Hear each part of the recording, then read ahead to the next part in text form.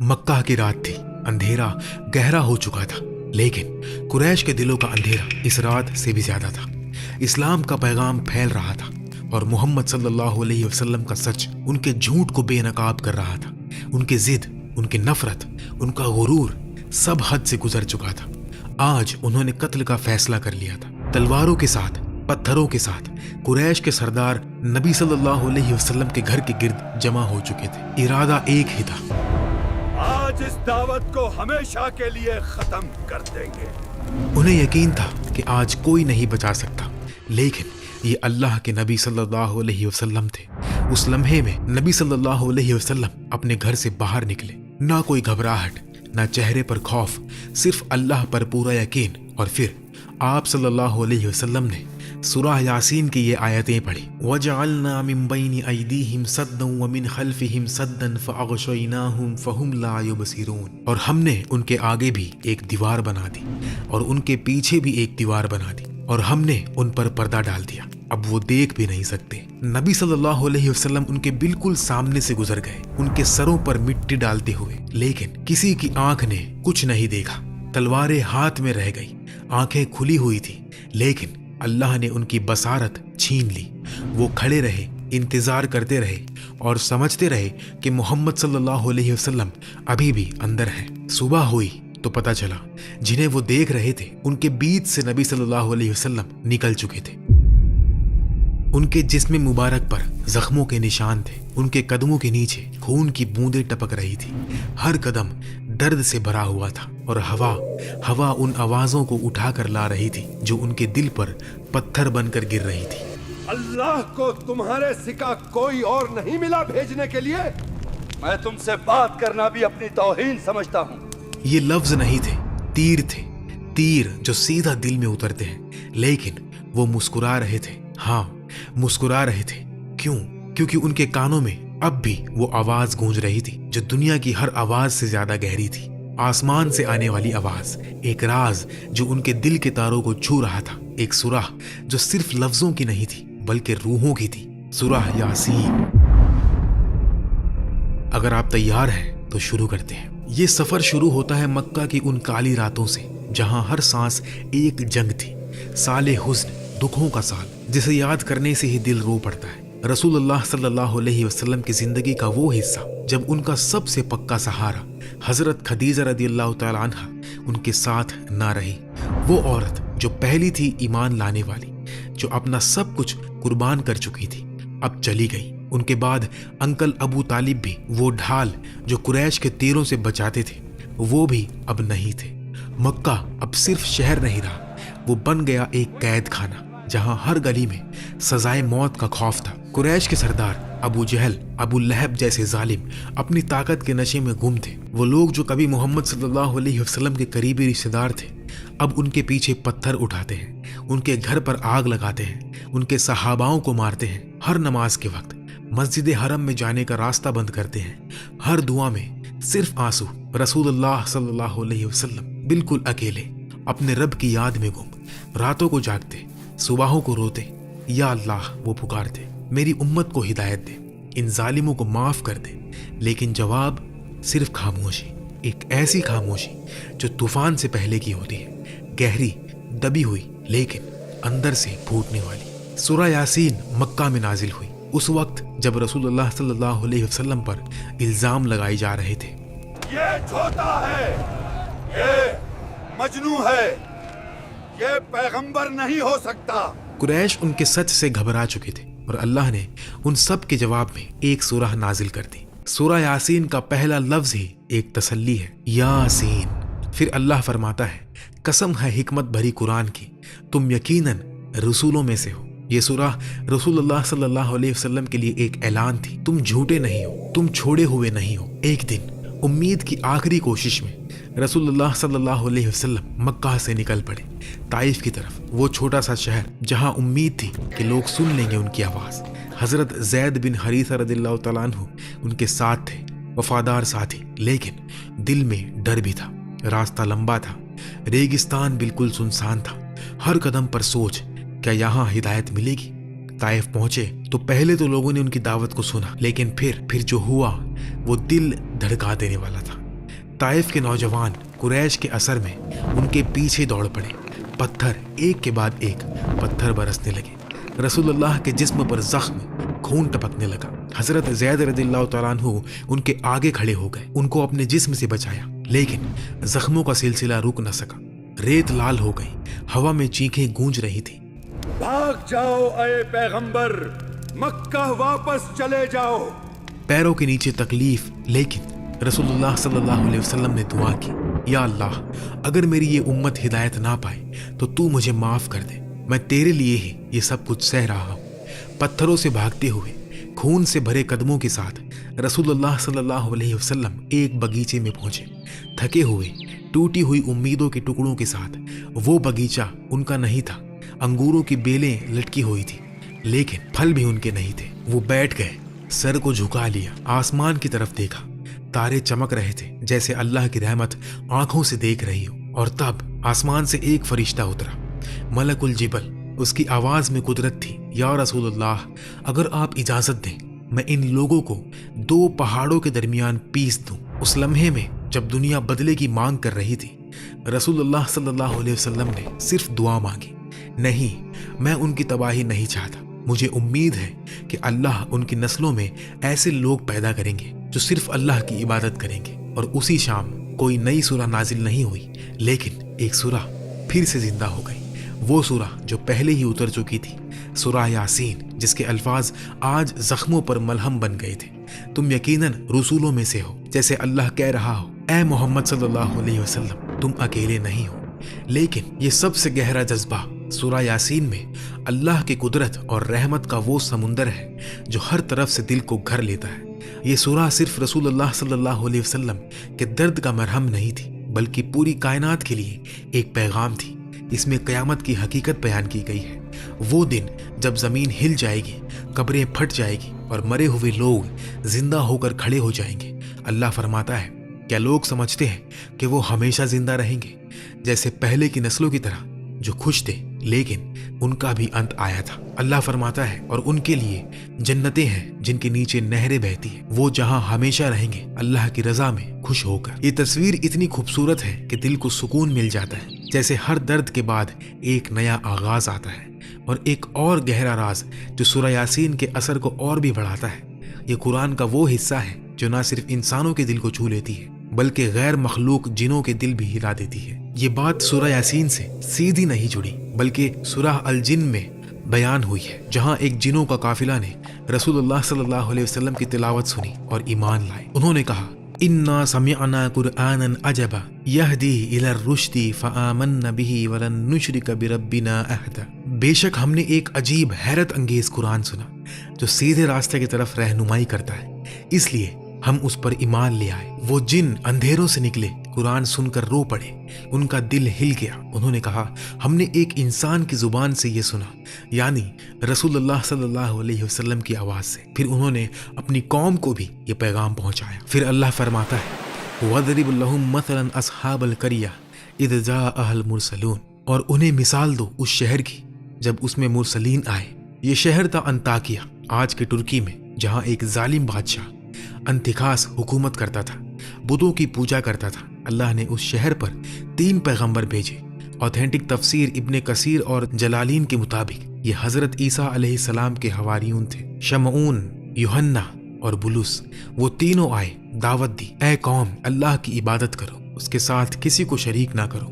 لیکن لوگوں نے ان کا مذاق اڑایا. تم تو ایک عام انسان ہو جیسے ہم ہیں, کیا اللہ نے صرف تمہیں چنا؟ نبیوں نے جواب دیا, ہم تو معلوم نہیں کر سکتے اللہ کے علم سے, لیکن وہ سب جانتا ہے. پھر ظالم نے حکم دیا, ایک کو قتل کر دو تاکہ ڈر بیٹھ جائے. ایک حواری کو مار دیا گیا, خون بہایا گیا سڑک پر. لوگ ہنس رہے تھے, کہتے دیکھو اللہ نے انہیں بچایا نہیں. اس دوران ایک بہادر آدمی آتا ہے. بہت سے تفسیروں میں اس کا نام حبیب نجار بتایا گیا ہے. وہ شہر کے کنارے سے آیا. یہ دکھاتا ہے کبھی سچ سادے لوگوں میں زیادہ تیزی سے پھیلتا ہے جو طاقت کے مرکز سے دور ہوتے ہیں. اس کا آرگیومنٹ بہت مضبوط تھا. اتبعوا من لا يسألكم اجرا وهم مهتدون. ان لوگوں کی پیروی کرو جو تم سے کوئی اجر نہیں مانگتے اور وہی ہدایت پر ہے. یہ ہمیں سکھاتا ہے کہ جو دنیا کا اجر نہیں مانگتا وہی سچ بولتا ہے. اس مومن نے तौहीद का दिफा किया और लॉजिक से समझाया कि बुत या ताकतवर लोग किसी को नहीं बचा सकते अगर अल्लाह चाहे तो। अपने रब कहकर उसने याद दिलाया कि अल्लाह सिर्फ उसका रब नहीं बल्कि इनकार करने वालों का भी रब है। लोगों ने उसे धमकियां दी लेकिन उसने पूरी हिम्मत से अल्लाह का जिक्र किया। अत्तखिज़ु मिन दूनिही आलिहतन इन युरिदनिर रहमान बिदुर्रि ला तुगनी अन्नी शफाअतुहुम शैअन वला युनकिदून। तुम हमें नुकसान नहीं पहुंचा सकते जब तक अल्लाह ना चाहे। अगर कुछ होता है तो अल्लाह की इजाजत से होता है। उस मोमिन का ईमान इतना मशहूर हुआ कि अल्लाह ने उसकी कहानी सूरह यासीन के शुरू में लिख दी और उसे हम सब के लिए मिसाल बना दिया। लेकिन लोगों ने उसको भी घेर लिया, तीरों से चीरते हुए उसको भी कत्ल कर दिया। खून बहने लगा लेकिन उसकी आवाज आसमान तक पहुंच गई और फिर आसमान से एक आवाज आई, कयामत से पहले ही ये तुम्हारा हिसाब है। जमीन हिल उठी, तूफान आया, शहर तबाह हो गया। सिर्फ वो मोमिन उठा, जन्नत की तरफ ले जाया गया। ये वाकया सूरह यासीन में इसलिए है कि रसूल को याद दिलाए, देखो हक की दावत में कत्ल भी शहादत है, जुल्म का अंत है तबाही, लेकिन मोमिन की उम्मीद जिंदा रहती है। और फिर अल्लाह रात और दिन, सूरज और चांद की दलील देता है। हम उससे दिन को खींच लेते हैं तो वो अंधेरे में रह जाते हैं और सूरज अपने मुकर्रर रास्ते पर चल रहा है। ये उस जात का फैसला है जो बहुत कुदरत वाला और इल्म वाला है। ये सूरह यासीन में एक दलील है। रात और दिन की अजीब तख्लीक। जमीन की असल हालत अंधेरा है, दिन टेम्पररी है। जमीन घूमती है तो सूरज की रोशनी एक पतली बेल्ट की तरह खिसकती है और अंधेरा आ जाता है, जैसे कोई इनविजिबल हाथ जमीन घुमाकर रोशनी को उतार रहा हो। जब सूरज की रोशनी हट जाती है तो फौरन अंधेरा हो जाता है। साफ है कि अल्लाह के सिवा कोई ये नहीं रोक सकता, इसलिए सिर्फ अल्लाह की इबादत हक है। और दूसरी दलील है सूरज। सूरज एक सितारा है जो हमारे जमीन को रोशनी और गर्मी देता है। इसी सूरज की वजह से जमीन पर जिंदगी मुमकिन है। हमारे रब ने अपनी बेहद कुदरत और इल्म से सूरज को एक मुकर्रर रास्ते पर चलाया हुआ है। ये रास्ता हमेशा के लिए नहीं बल्कि एक मुकर्रर वक्त तक है। सूरज और जमीन के दरमियान तकरीबन 150 मिलियन किलोमीटर का फासला है। कायनात तकरीबन 13.5 बिलियन साल पुरानी है, जबकि सूरज लगभग 5 बिलियन साल पहले पैदा हुआ। सूरज बहुत ज्यादा मैटर के इकट्ठा होने और दबने से बना और फिर एक आग का बहुत बड़ा गोला बन गया। ये साइज में मीडियम सितारा है, लेकिन इतना बड़ा है कि इसके अंदर 13 लाख जमीनें आ सकती है। सूरज की सरफेस का टेम्परेचर तकरीबन 6000 डिग्री सेल्सियस है और उसके सेंटर का टेम्परेचर 20 मिलियन डिग्री सेल्सियस तक होता है। सूरज अपनी जगह पर बहुत तेज रफ्तार से घूम रहा है, लगभग 7,20,000 किलोमीटर पर आवर, यानी हर दिन 17 मिलियन किलोमीटर का सफर करता है। हर सेकंड सूरज के अंदर हाइड्रोजन गैस हीलियम में बदलती है। इस प्रोसेस में हर second 4 million ton mass energy बन जाता है, जो रोशनी और गर्मी के रूप में पूरी कायनात में फैलता है। अल्लाह ने सूरज को इतनी परफेक्ट ताकत और साइज के साथ बनाया है कि जमीन पर जिंदगी बरकरार रहे। लेकिन एक दिन ऐसा आएगा जब सूरज के सेंटर में हाइड्रोजन खत्म हो जाएगी, फिर सूरज के अंदर वजन बढ़ेगा और उसका निजाम बिगड़ने लगेगा। ये दुनिया के खात्मे का सबब बन सकता है। जिस रब ने इतनी बड़ी कायनात बनाई, जिसने इस अजीम सूरज को चलाया और कायम रखा है, और जो जब चाहे इसकी रोशनी को बंद कर सकता है, वो ही हमारा रब है। फिर तीसरी दलील चांद है। अल्लाह फरमाता है, वल क़मर क़द्दरनाहु मनाज़िल हत्ता आद कल उर्जूनिल क़दीम, और हमने चांद के लिए मंजिलें मुकर्रर की है, यहाँ तक कि वो घूम फिर कर पुराने खजूर के सूखे टेढ़े गुच्छे जैसा हो जाता है। कुरान हमें बताता है कि सूरज चांद को पकड़ नहीं सकता और रात दिन से आगे या पीछे नहीं निकल सकती।